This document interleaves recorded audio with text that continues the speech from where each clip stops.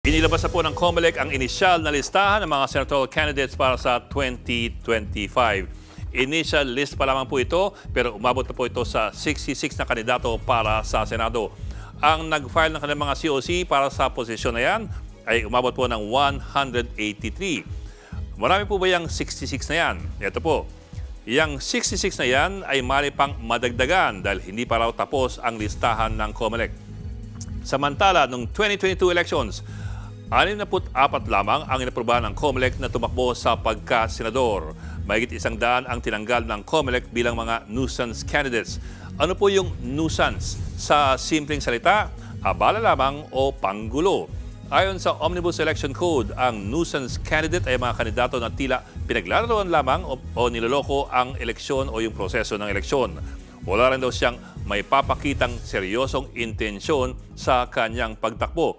Pero siyempre ang tanong, abay paano mo malalaman kung sino ang seryoso at sino yung panggulo? Palibasa ba meron kang pera, ikaw ba'y seryoso na? Palibasa dati ka ng politiko, dapat ka bang seryosohin? O kung wala kang pera, dapat ka bang pagtawanan bilang panggulo lamang? Dahil kung titingnan natin ang listahan ng mga naaprobahang kandidato sa Senado, karamihan po sa kanila, mga dati ng politiko, mga miyembro ng mga malalaking partido or organisasyon, mga aktor or personalidad at meron pang pastor na meron daw appointment mula sa langit. Halimbawa, sa 66 na pangalan, sa listahan ng mga approved na senatorial candidates, 6 po sa bawat 10 ay miyembro ng mga malalaking political parties o malalaking organisasyon. Marami naman pong ibang partido pero malilit lamang at hindi gaanong kilala.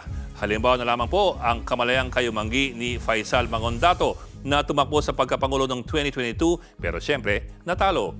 Pero sa kanyang probinsya sa Lanao del Sur, lumamang pa siya sa botohan kumpara kay Bongbong Marcos at kay Leni Robredo.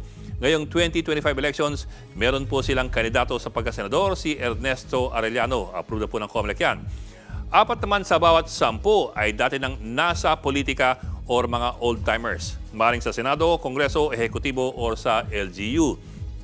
Isa lang sa bawat 4 na kandidatong aprobado ay tumatakbong independent. Pero po kahit doon, hindi ka pa rin sigurado. Dahil kahit sila ay deklaradong independent, 6 out of 10 lamang sa kanila ang wala talagang koneksyon sa ibang politiko o mga political parties. Nandyan for example si Roberto Balon, isang mangingisda na Ramon Magsaysay awardee na tumatakbong independent. Naroon din po ang 2 independents na dati nang binansagang nuisance candidate ng COMELEC dahil sobra nga silang independent at mukhang walang gaanong pera. Pero ito po, naipanalo nila ang kanilang kaso sa Korte Suprema kaya't pasok na sila ngayon bilang kandidato. Si Angel de Alban at si Norman Marquez. Ayaw sanang patakbuhin ng COMELEC noong 2019 elections dahil wala raw silang financial capability na mag-nationwide campaign. Sa magkahiwalay na desisyon ng Korte Suprema, sinabi po ng Korte na hindi raw mahalaga ang pera at popularidad para makatakbo sa isang eleksyon. Na tama naman.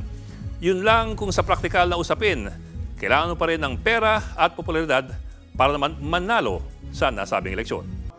Mga kapatid, Ed Lingaw po, maging maalam at may pakialam sa mga napapanahong balita sa ating bansa. Para sa mas malalimang pagtalakay at paghimay sa mga issue at headlines, tumutok lamang at pag-subscribe sa social media pages ng News 5.